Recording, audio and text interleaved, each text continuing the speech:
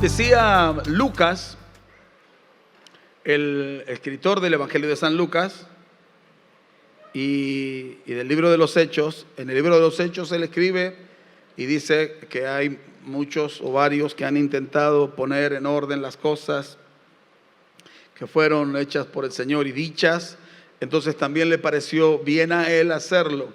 Y entonces a mí me pareció bien, o mejor dicho, al Espíritu Santo le pareció bien y a mí me pareció muy bien poder mirar lo que creo que es sumamente importante en la palabra de Dios, y es el Evangelio de Jesucristo.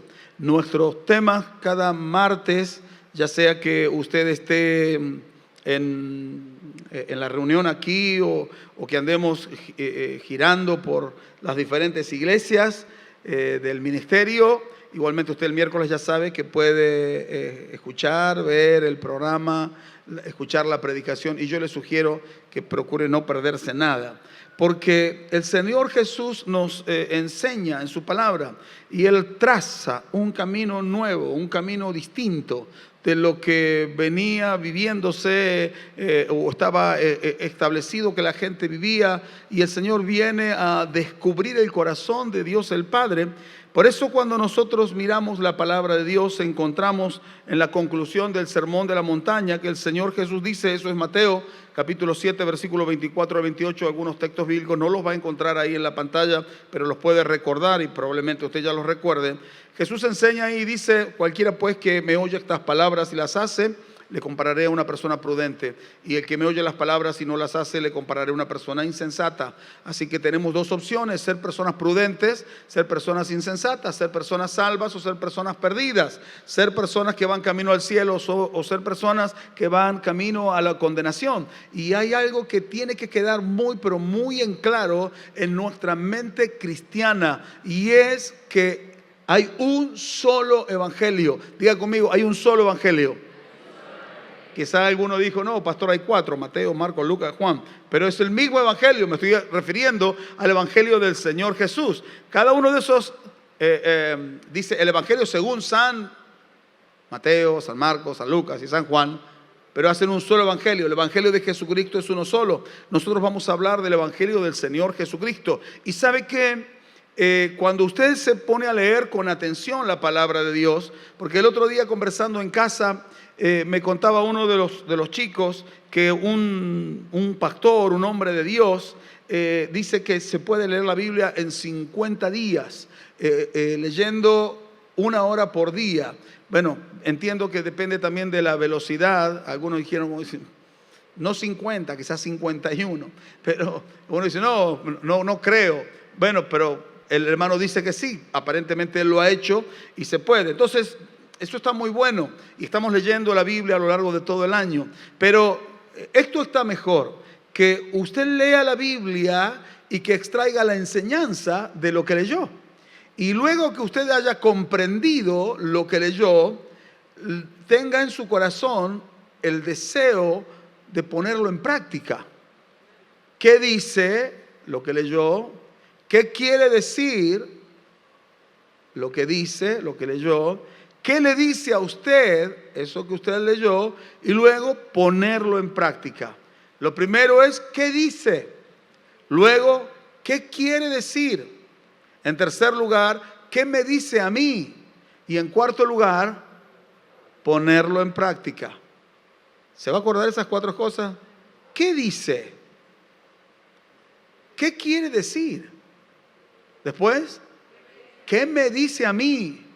Y en cuarto lugar, ponerlo en práctica. Entonces, no se trata de simplemente leer. Conversando con un pastor decía, no es lo que uno come lo que lo alimenta, sino lo que uno puede digerir.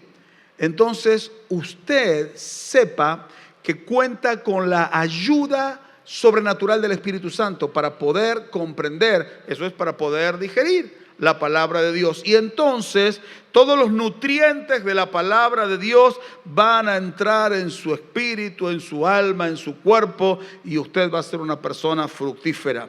Hoy vamos a hablar de las condiciones para la felicidad. Lo habíamos hablado hace un tiempo atrás, las condiciones para las bienaventuranzas. La palabra bienaventurado significa feliz, y yo pienso que todos queremos ser felices. Y pienso que muchos de nosotros creemos que somos felices, pero el que establece los parámetros de felicidad es Dios. Por ejemplo, si usted tiene que rendir, los estudiantes, tiene que rendir un examen que le ha costado mucho y lo rinde bien, entonces es feliz. Y si lo rinde mal, es un infeliz. Si a usted llega mañana al trabajo y lo llama el jefe y le dice, mira, necesito hablar con vos porque queremos darte un aumento de sueldo del 100%. Entonces usted es feliz. Y si el patrón viene y le dice, quiero hablar con vos, mira, estás despedido. Ustedes entonces es un infeliz.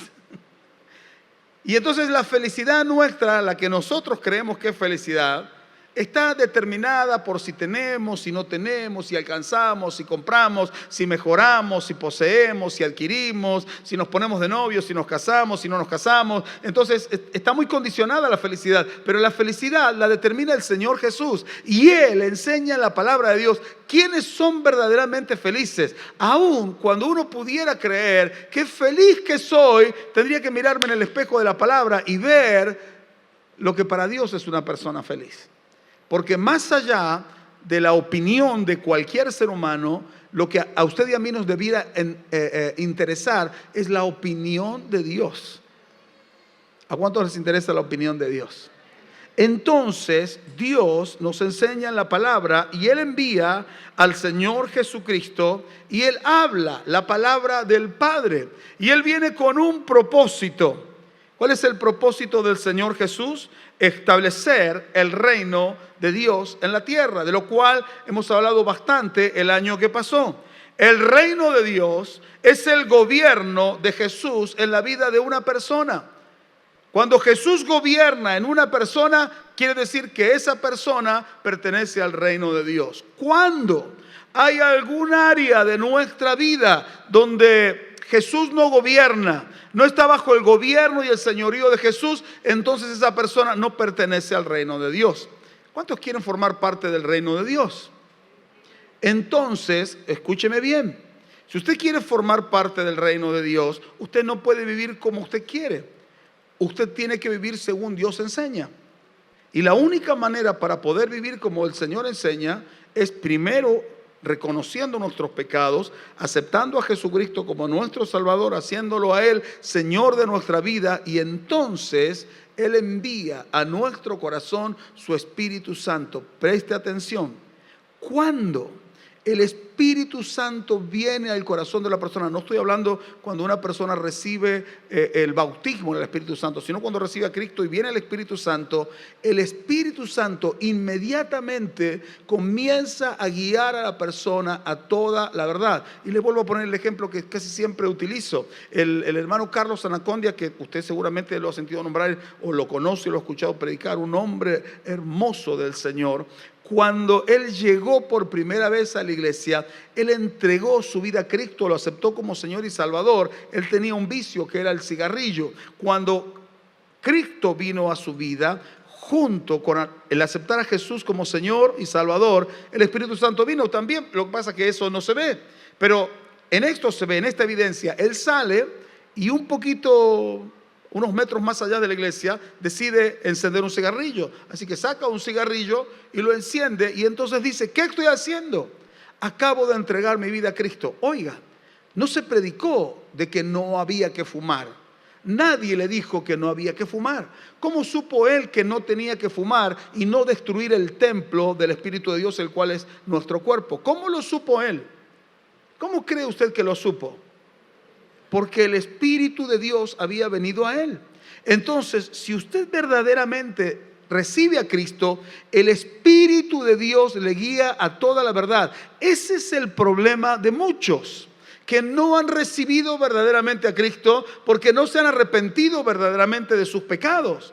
Entonces caemos lamentablemente en que en el hecho de pensar que somos salvos porque hace muchos años que estamos en la iglesia. Yo tengo que ser salvo porque mi papá era pastor, mis hermanos son pastores, toda mi familia va a la iglesia, tengo un cuñado pastor, entonces tengo que ser salvo. Pero eso no es así. Hermano, yo soy salvo por mayoría de años. Por sumatoria de años ya soy como un socio vitalicio en la iglesia. Se supone que tengo que ser salvo. La salvación no es así. La salvación es una cuestión personal y pasa por el hecho de yo reconocer que soy un pecador. Y al reconocer que soy pecador, primero el Espíritu Santo me convence de que soy pecador. Luego me convence de que necesito un Salvador. Y entonces luego me lleva a Jesucristo, lo acepto a Jesús y entonces ahí soy salvo. Y el Espíritu de Dios viene a mi vida. Quizá algunos de los que me están escuchando en esta oportunidad necesitan tener un encuentro verdadero con el Señor. Necesitan regresar al punto cero porque quizá están confiados en que son... Yo no quiero, hermano, entiéndame entre paréntesis, cuestionarlo a usted, pero algunos creen que son salvos y no lo son, porque no se nota en sus vidas, el Espíritu Santo no les dice nada, dicen, no sé, a mí no me dice nada, yo puedo fumar, yo puedo chupar, perdón por la expresión, yo puedo vivir como la gente del mundo, pero la Biblia me dice, no améis al mundo, ni las cosas que están en el mundo. Si alguno ama al mundo, el amor del Padre no está en él, eso quiere decir, no ama a Dios. ¿Cómo lo sé? Porque la Biblia lo dice y el Espíritu Santo me lo habla, para eso leemos la Biblia. ¿Cómo puede ser que un hombre que acaba de entregar su vida a Cristo, luego que sale de la iglesia a los 5 minutos, es consciente de lo que no tiene que hacer y de lo que tiene que hacer? Y a veces nosotros, estando tantos años en la iglesia, no somos conscientes de lo que tenemos y de lo que no tenemos que hacer. 5 minutos después de haber salido de la iglesia, el hombre lo supo. Cuando el Espíritu de Dios está en nuestra vida, usted lo va a saber. Y el Espíritu nos va a guiar a todos a la verdad.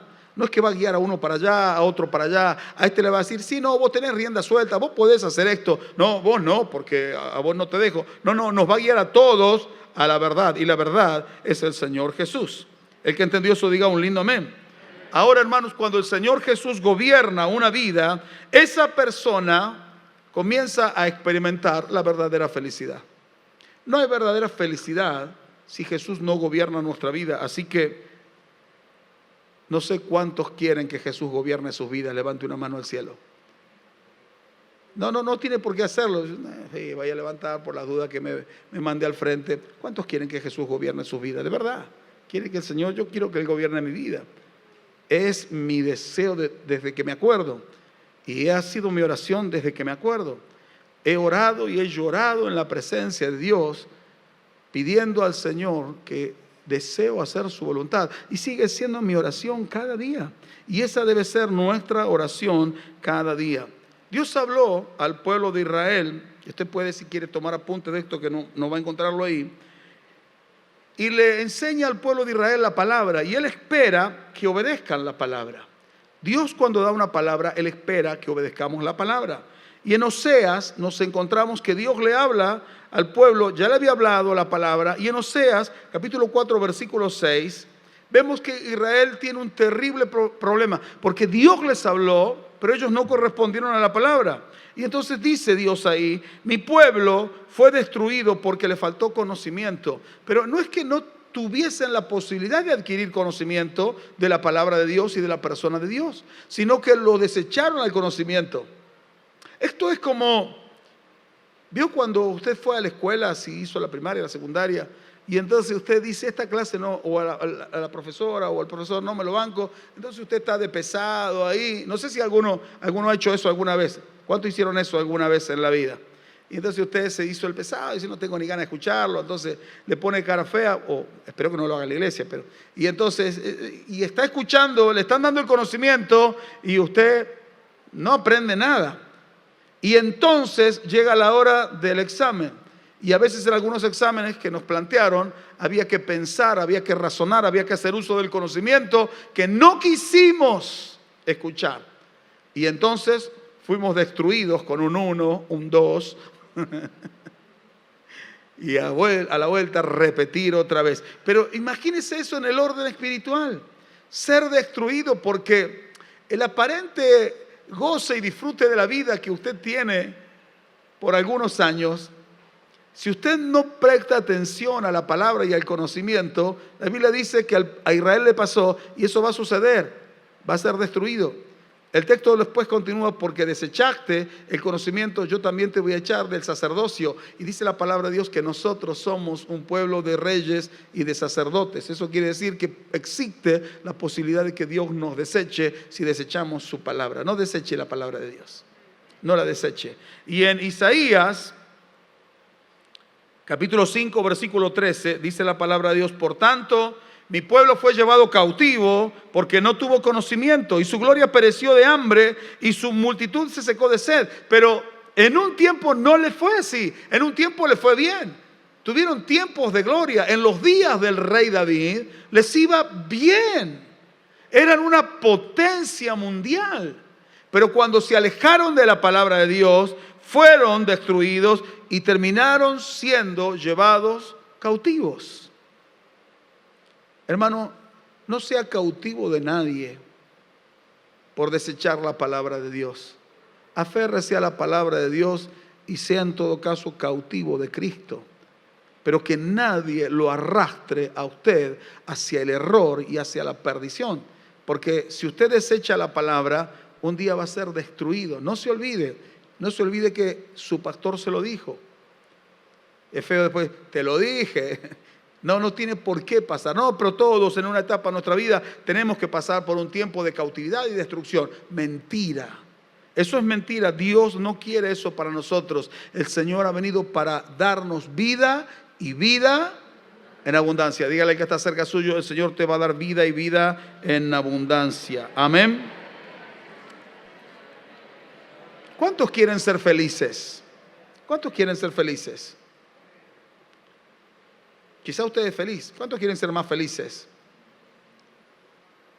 Y si ahora que viene Ludovica, vamos a estar más felices. Iremos a estar más alegres seguramente, pero la felicidad, según el Señor, no viene por las cosas que Dios nos da. Pero bienvenida es Ludovica. La felicidad viene por la persona de Jesús. Él es la felicidad.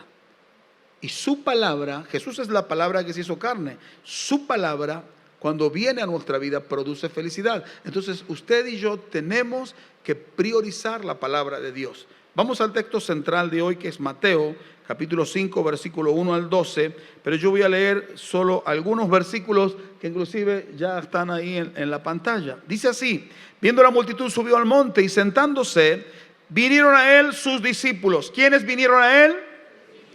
¿Quiénes son los discípulos de Jesús? ¿Quiénes son?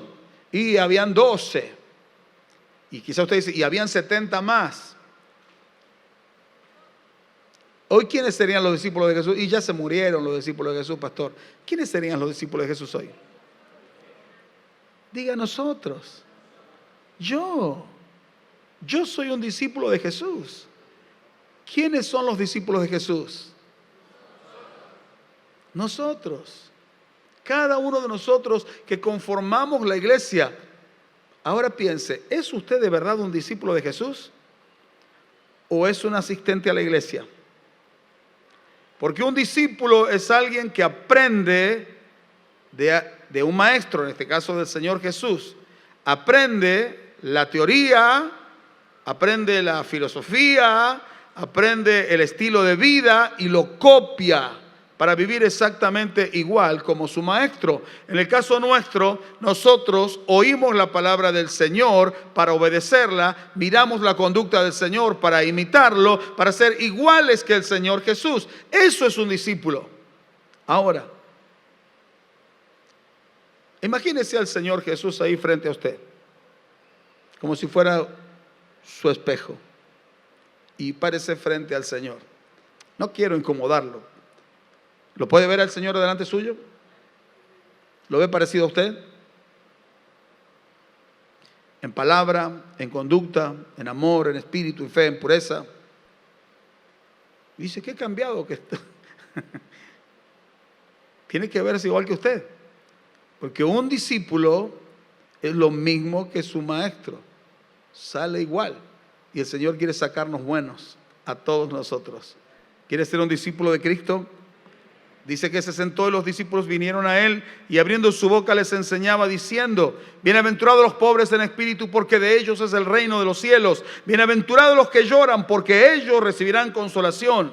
Bienaventurados los mansos, porque ellos recibirán la tierra por heredad. Y es palabra de Dios. La primera condición para la felicidad es la siguiente. Dice la palabra de Dios ahí, en primer lugar, debe ser pobre en espíritu. No dice que tiene que ser un miserable, uno que no tiene, como decía una hermana, un 5 partido por la mitad, uno que no tiene una cama donde acostarse, uno que no tiene una frazada, uno que se casa con una mano atrás y otra adelante, como recién venido de España, como decía el dicho, y dice: yo soy un pobre de espíritu. No, es pobre. Es pobre económicamente. No tiene nada que ver con la pobreza de espíritu. El versículo 3 nos dice que son felices o son bendecidos por Dios los pobres en espíritu. De ellos es el reino de los cielos, el reino de Dios. Un pobre en espíritu es una persona humilde. Usted va a encontrar a lo largo del Sermón de la Montaña que el Señor está resaltando esta característica de ser pobre en espíritu. Todo el Sermón de la Montaña apunta hacia esto, a ser pobre en espíritu, a ser una persona que no tiene nada, no una persona que se tira abajo tampoco, dice: no, yo no sirvo para nada. ¿Cuántos de nosotros hemos dicho así, como el profeta Elías en el momento crítico, que no, basta, yo no soy mejor que mis padres, quítame la vida? ¿Cuántos han dicho, a veces se han tirado para abajo, no, yo no sé? Un día vino un hermano y me dijo: no, yo soy retonto, en mi cabeza no me da, dice, yo soy un inútil, porque la esposa lo trataba mal y entonces lo convenció de que él era un tonto. Y entonces yo le dije a este hermano tonto, según su criterio, y le dije: a ver, hermano, usted que dice que es tonto, ¿tiene casa propia? Sí, tengo 2. Mira el tonto, digo yo. ¿Tiene vehículos? Tengo 4. ¿Y a qué se dedica? Y me dice: a tal trabajo. Ajá. ¿Y tiene empleados? Sí, tengo 3. Ah, míralo vos, al tonto. ¿Y qué hace en el trabajo? Y hago tal cosa y arreglo esto y otro. Ah, mira vos. Tiene capacidad, el que dice que es tonto. ¿Y tiene máquinas? Sí, tengo esta máquina y tengo esta máquina. Tiene un capital importante. Ah, no, y también el galpón me pertenece a mí. El tonto. Y entonces se ve que usted no es tan tonto. Le hicieron creer que usted es una persona que no tiene capacidad. Y a veces nosotros caemos en el criterio de que pobre en espíritu es hacerse el tontito, el pobrecito. No. Eso no es ser pobre en espíritu. El Señor no se refiere a eso. El Señor obviamente se está refiriendo al espíritu humano con el cual nos comunicamos con Dios. Con el cuerpo nos comunicamos con el mundo físico, con el alma nos comunicamos con el mundo de las emociones, de las capacidades, del conocimiento, y con el espíritu nos comunicamos con Dios. Dios se está refiriendo a la parte espiritual. Cuando el Señor habla de ser pobre en espíritu, Él está hablando de personas que reconocen su necesidad y dependencia de Dios en todo tiempo y actúan en consecuencia. O sea, al reconocer que necesita a Dios, busca a Dios. Un pobre en espíritu es alguien que reconoce todo el tiempo que necesita a Dios, que no se vale por sí mismo, sino que depende de Dios.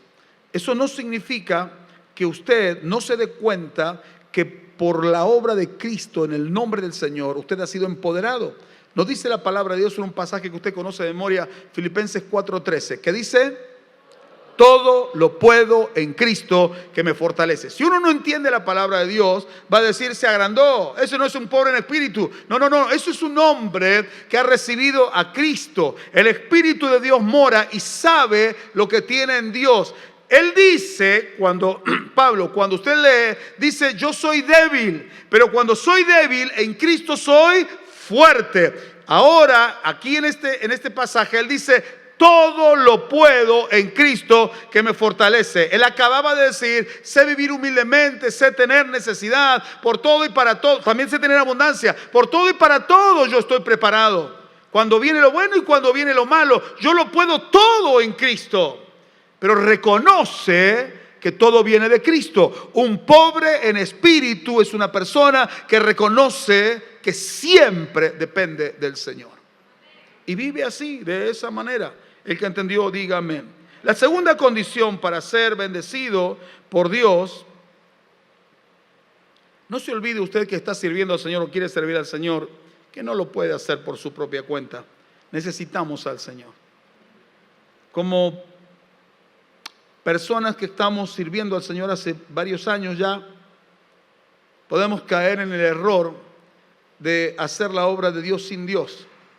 Y no se puede hacer la obra de Dios sin Dios. Pero a veces caemos ahí.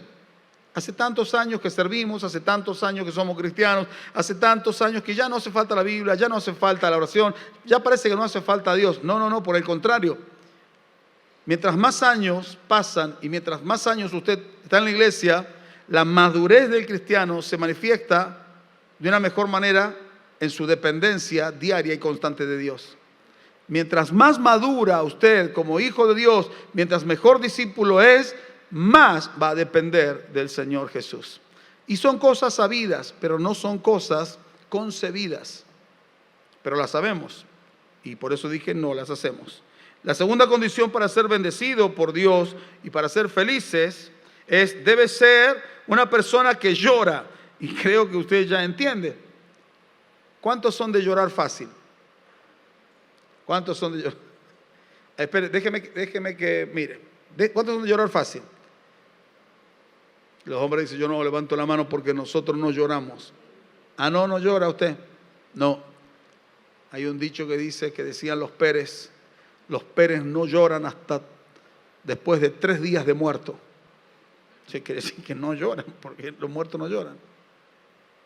Bueno, yo lloro. Este hijo que Dios me ha dado, de este lado, él me carga a veces y me dice, lo que pasa es que usted está poniendo viejo, por eso te pone sensible. Está poniendo viejo. Y sí, cuando uno se pone grande, entonces ve las cosas con otros ojos. Cuando yo era joven, miraba por ahí a los niños, son hermosos los niños, pero ahora no ve un niño, ay, y se pone tonto. ¿No le pasa eso a los abuelos? Bueno, y a mí ya me va a pasar. Yo le miro la panza a la noche todo el tiempo, como diciendo, ahí adentro hay un bicho que va a salir. Y uno se emociona, los ve a los hijos y se emociona y llora, pero no se trata de ese llanto, así que deseche ese llanto. Hay gente que llora por diferentes motivos. Uno puede llorar por alegría, otro puede llorar por dolor. Uno puede llorar por buenas noticias o se puede llorar por malas noticias. Uno se pone a llorar cuando se pelea con la novia y se rompe un noviazgo y se pone a llorar. O llora la novia, o llora el novio, o los dos se matan de la risa porque se libraron de ambos, no sé. Pero lloramos por muchas cosas. Lloramos cuando el cuerpo nos duele, lloramos cuando perdemos un ser querido. Hay mucho llanto, pero a ninguna de esas cosas el Señor se refiere. Algunos lloran por la infidelidad del ser amado, del ser querido. Pero eso hay muchas razones, podríamos mencionar un montón. Quizá usted está diciendo esta también, por esta también, y por este. Pero bueno, ya está, espere, listo. No se tilde, porque si nos vamos a poner a pensar en eso, lloramos por el gobierno lloramos por el que pasó, lloramos por el que vendrá, lloramos por el 2020, lloramos por el 21, por el 22, por el 23. Y tenemos motivos para seguir llorando. El club de sus amores pierde y lloran algunos. Teníamos unos hermanos en la iglesia que cuando perdía su equipo no venían al culto, pasaban más de un mes y no venían, y yo los llamaba y después me decían, no, lo que pasa es que estaba muy angustiado, se sentía muy triste, porque perdió mi equipo. Eso porque se habían acostumbrado a ganar, entonces por ahí ganaban mucho, y entonces cuando perdió el equipo no lo podía entender. Lloramos, pero Jesús no se refiere a eso.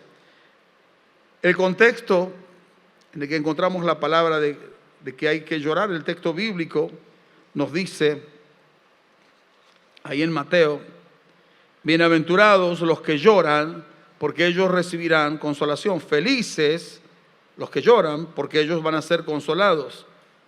El contexto es de llorar sobre la pobreza de espíritu, la realidad del pecado. Cuando usted mira, el ejemplo que tenemos es el Señor Jesús. El Señor, en la Biblia hay 3 registros. 3 veces lloró el Señor.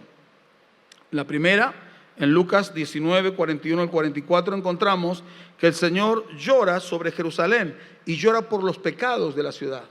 ¿Por qué lloró el Señor Jesús? Por los pecados de la gente. En la segunda, en Juan 11, 33 al 37, Jesús llora en la tumba de Lázaro y Él llora de compasión por el dolor de la gente y porque no creían en Él. Que llora por la incredulidad de la gente, porque no se arrepentían, porque no confiaban en Dios. Y en tercer lugar, Hechos 5:7, ahí nos relata que el Señor llora en el huerto de Getsemaní, y el Señor está llorando ahí por los pecados del mundo entero. Así que en resumidas cuentas, el Señor cuando lloró por los pecados del mundo. Cuando la palabra de Dios dice que son bienaventurados los que lloran, se refiere a que la persona que llora debe llorar al saberse que es un pecador. Porque todos somos pecadores. Y hay una paráfrasis que ahí le van a poner. Son y serán bendecidos por Dios las personas que tienen el corazón destrozado ante el pecado del mundo, el sufrimiento y por su propio pecado, porque en su dolor encontrarán el gozo del Señor. Dice la palabra de Dios que cuando Dios comienza a hablar al corazón de una persona, se produce, el Espíritu Santo produce adentro del corazón una tristeza. ¿Sabía que dice así la Biblia? Produce no una alegría, sino una tristeza. Pero dice que esa tristeza, que es el llanto, ¿no?, lo lleva a uno al arrepentimiento, para que luego uno esté contento porque ya no tiene de qué arrepentirse, porque ya se arrepintió. Entonces, la palabra de Dios obra y quiere obrar en esta noche para llevarnos a un punto de dolor y de tristeza al considerar nuestra condición delante de Dios y llorar delante de Dios, para que luego no tengamos que lamentarnos el día de mañana o cuando el Señor venga a llevar a su iglesia. Si me comprendió, diga un amén. La tercera condición para la bendición y la felicidad es la siguiente: debe ser manso. Dice el texto bíblico: felices los mansos, porque ellos recibirán la tierra por heredad. La palabra manso se refiere a la docilidad, a la suavidad, a la benignidad en el carácter o en el trato. Hermano, especialmente los varones, bueno, las hermanas también. Usted puede tener el rostro adusto, usted puede tener manos callosas, arrugadas por el trabajo, puede estar quemado por el sol, pero no significa que usted no pueda ser dócil, que usted pueda ser suave en el trato y ser benigno. Y no, yo trabajo en la construcción, yo soy bruto. Entonces usted habla todo así, todo mal, es áspero. Le dice a la esposa: vieja, abrí para acá. ¿A qué hora está la comida? ¡Dale, salte! Mi mamá decía: nosotros teníamos hambre. Todo el tiempo teníamos hambre. Bueno, seguimos teniendo hambre todo el tiempo. Y decíamos: mamá, ¿a qué hora comemos? Y decía: y falta media hora. Y veníamos al ratito: mami, ¿a qué hora comemos? Bueno, ¿qué quieren? ¿Que salten la olla? No lo puedo hacer más rápido. Y si hubiera sido posible que ella saltara y se hiciera todo más rápido, la hubiéramos visto saltar.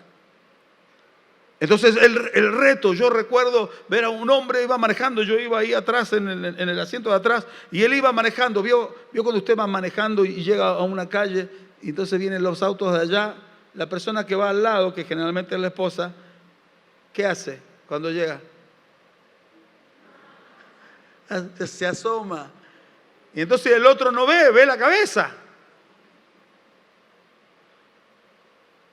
Y usted le puede decir a su esposa: mi amor, hacete para atrás que no veo. O bueno, ya que te asomaste, decime. O le puedo decir, sacá la cabezota que no veo. Porque usted es macho. Macho, macho. Porque usted es mi nombre. Entonces usted tiene que hablar así. Pero la palabra de Dios acá habla de ser manso. Usted, hermana, es bien guerrera. Entonces usted habla como los centroamericanos y trata a sus hijos. Y todo es un griterío en la casa. ¿Ha escuchado algunas predicadoras centroamericanas? Es un griterío. Después usted define a ver qué es lo que quiso decir. Y entonces así trata la casa. Y entonces solamente hay silencio cuando todos se durmieron. Pero la gente del mundo no entiende. Y nosotros hablamos de que tiene que ser manso. Jesús dice que sus discípulos van a ser felices si son pobres en espíritu. Jesús dice que sus discípulos van a ser felices si aprenden a llorar por sus pecados, en lugar de justificarse o justificarlos. Jesús dice que sus discípulos van a ser felices si son mansos. Así que si usted no es manso, no es discípulo de Cristo.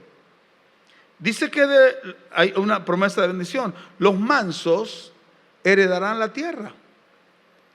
Los mansos serán bendecidos en la tierra y van a heredar la vida eterna. ¿Quiénes? Los agresivos, los pelencieros, los pendencieros, los contenciosos. Esos hermanos que se miran y les sale rayos y centellas de los ojos. Hay otros que están superados. Entonces a ellos no les importa nada y hacen, como dijo un creyente, hago de cuenta que no existe. Pero sí existe. Y encima viene la misma iglesia. Pero usted hace de cuenta que no existe. Entonces usted dice, yo soy manso. Bueno, cambie la A por la E. Eso es. No es manso. Eso no es ser manso. Eso es ser indiferente a la palabra de Dios. Un pobre de espíritu es humilde. Humilde. Un manso es una persona dócil. Cuando Dios le dice algo, el dócil, ¿qué hace? Le hace caso. Está bien, porque el Señor lo dice.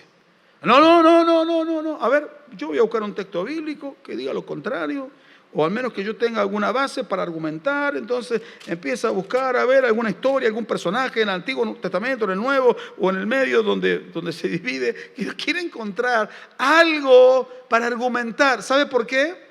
¿Sabe por qué cuestiona? Porque no es manso. Y el Señor Jesús dice que los mansos son felices. Si usted dice que es feliz y no es manso, usted está mintiendo. Los mansos son felices, dijo Jesús. Y ellos van a heredar el reino. La tierra es de ellos. Entonces, ¿cómo hay que ser? Manso. Manso.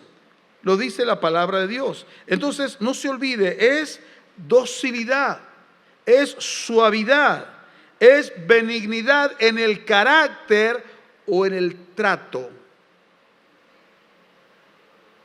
No todos pueden ser, hola hermano, ¿cómo le va? No puede ser el padre Farinello así, hola, y hablar todo así. No estoy diciendo así. Pero se nota cuando hay agresividad. Se nota cuando a veces hay broncas adentro del corazón y se manifiestan así.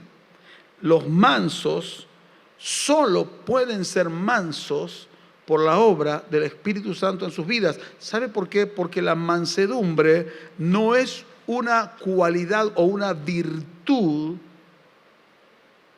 que venga con nosotros, sino que es fruto del Espíritu.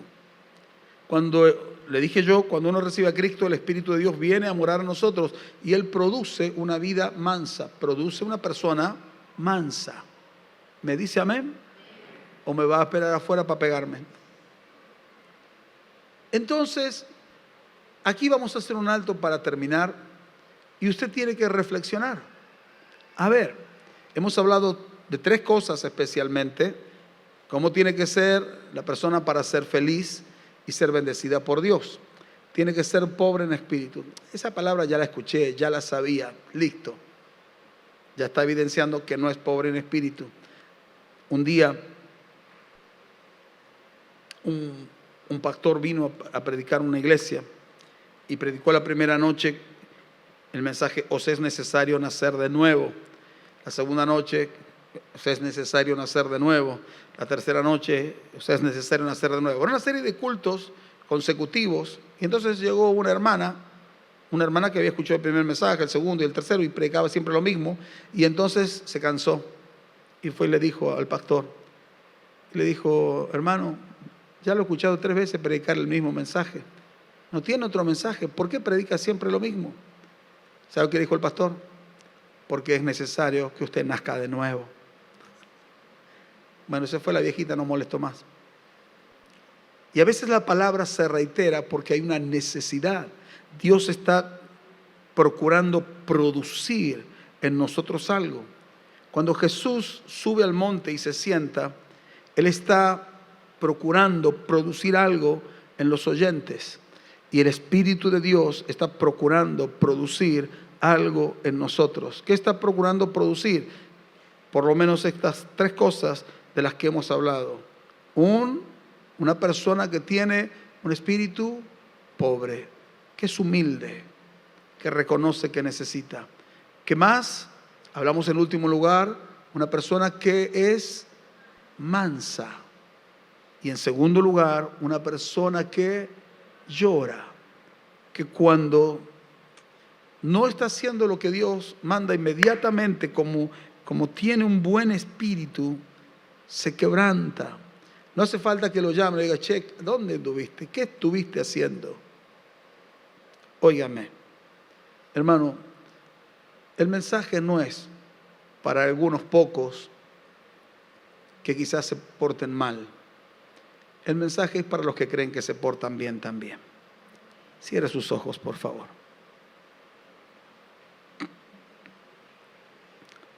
La diferencia en la vida del Hijo de Dios la hace el Espíritu Santo. Necesitamos al Espíritu Santo. Y si nosotros tuviésemos que evaluarnos en esta noche, hermano, pobre en espíritu, uno que llora frente a los pecados al darse cuenta, uno que es manso. Y si analizando estas 3 cosas, el Espíritu de Dios nos enseña, deja que el Espíritu de Dios te enseñe. Hace tantos años que estamos en la iglesia. Algunos hace muchos años que están en la iglesia y no han querido aprender. Y el Espíritu Santo sigue hablando porque Él nos quiere enseñar. Las maestras se frustran a veces porque intentan, y hay chicos que han decidido no querer aprender. Y hay padres que han desistido también de sus hijos. Pero Dios no se cansa de enseñarnos y vuelve otra vez a hablarnos.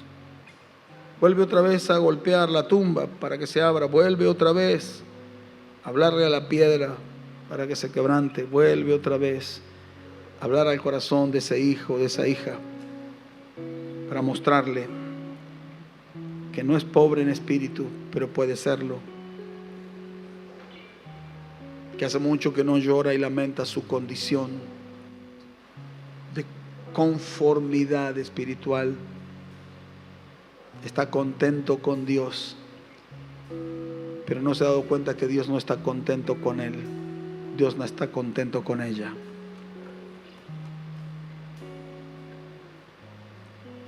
No hay razón por qué llorar. Sin embargo, yo encuentro una todas las mañanas.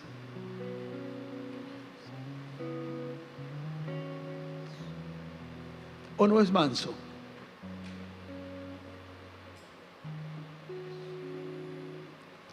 Miremos al Señor Jesús. Yo le voy a dar la oportunidad para que usted medite por un momento. y para que tome la decisión no de hacer algo porque la mayoría lo hace, sino de humillarse en la presencia del Señor, y si tiene que pedir perdón, que le pida perdón al Señor, porque la palabra no sale para dejarlo a usted colgado ahí en una posición de acusado imperdonable, sino que la palabra de Dios sale para restaurar las vidas y para que si alguien se anima a pedirle perdón al Señor, y si es con lágrimas, con todo el corazón, lo que usted va a tener de Dios es el perdón, es la gracia, es el favor, es la misericordia. Debemos, hermanos, una vez por todas permitirle al Espíritu Santo que tome control de nuestras vidas y produzca en nosotros el carácter de Cristo, sin importar quién usted sea. Pero ya es hora, ya es tiempo. Así que usted puede tomar una decisión. Yo no solo quiero, yo voy a menguar. Y usted le puede decir, yo voy a menguar. Hay alguien que necesita pedirle perdón a Dios. Hay alguien que ha permitido la soberbia en su corazón, que quizás su corazón se volvió engreído, soberbio, se dejó enredar por las artimañas del enemigo y cree que es fuerte en sus propias fuerzas y ha dejado de lado a Jesús. Hay alguien que hace mucho que no llora por sus pecados. Hay alguien que ha dejado que se acumulen cosas viejas que han ido amontonándose y dañando el corazón. Habrá alguien que se mira en el espejo de la palabra y dice, no se parece mi vida en nada a la mansedumbre. Pero Jesús está hablando y Él está diciendo, estos son mis discípulos. Este es el reino de mi Padre. Esta es la voluntad de Dios. Y hablamos que la voluntad de Dios es Jesús gobernando una vida. Entonces no es lo que yo quiera, es lo que Jesús quiera. No es lo que a mí me parezca, es lo que Jesús diga. Es lo que Él diga. Si hay alguien que necesite pedirle perdón a Dios, ahí donde usted está, háblele con sinceridad. Si necesita derramar su corazón a Dios, te pido perdón, Señor, por todo este tiempo de ignorar tu palabra, por ignorarte a ti, porque no puedo decir que no me has hablado, sino que me has hablado constantemente. Sin embargo, me he mantenido en una actitud tosuda, obstinada. Pero en esta noche yo te pido perdón, Señor. Perdona todos mis pecados. Lávame más y más de mi maldad, Señor. Devuélveme el gozo de tu salvación. No quites de mí tu Santo Espíritu. Que tu Espíritu me sostenga, me sustente. No me sueltes, Señor, no me dejes. Yo vuelvo a ti. Como dice tu palabra, con un espíritu pobre, como un pobre necesitado, vengo a ti. No debí nunca alejarme de ti, de tu palabra, de tu presencia, de tu voluntad, de tu gobierno. Pero hoy vuelvo a ti como el hijo pródigo. Vuelvo a ti. Señor, todo cuanto tengo es tuyo. Yo quiero menguar para que crezcas tú. Quebranta mi corazón, quebranta mi vida, entrego mi voluntad a ti. Todo lo que soy, Señor, todo cuanto tengo es tuyo. Yo quiero menguar para que crezcas tú. Tenga su mano en alto. Usted que está pidiendo perdón al Señor, usted que despertó al fin, oro en mi espíritu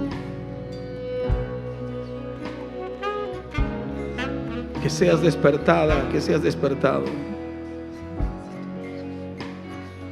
hacia el arrepentimiento, que se abran tus ojos y puedas ver a Jesús, y puedas ver que Él te ama y te habla y te busca y te anhela y quiere estar contigo y quiere que seas su discípulo.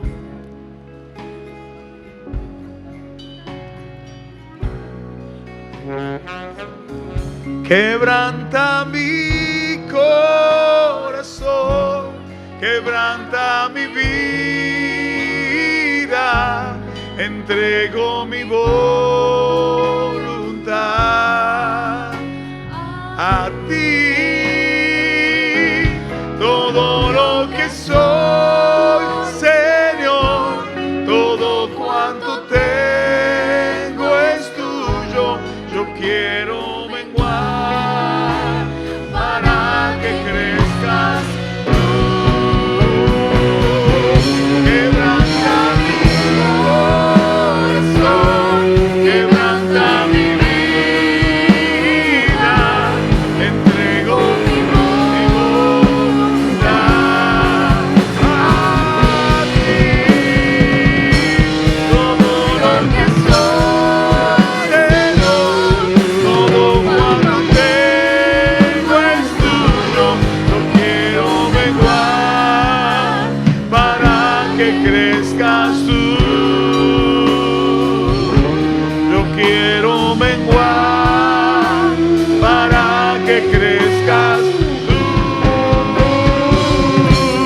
Yo quiero menguar para que crezcas tú.